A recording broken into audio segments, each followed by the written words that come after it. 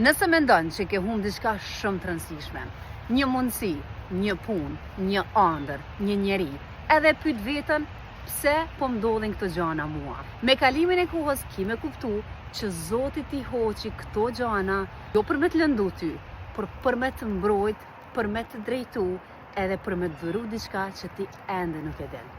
Ajo që është e shkruar për ty, do të vite këti gjithmonë, por në kohën e duhur dhe në mënyrën e duhur. Kështu që mos e humb besimin kur nuk kupton asgjë. Ke durim nëse ki dhimbje në zemër, sepse Zoti nuk gabon kur. Apo? Bu. Mua.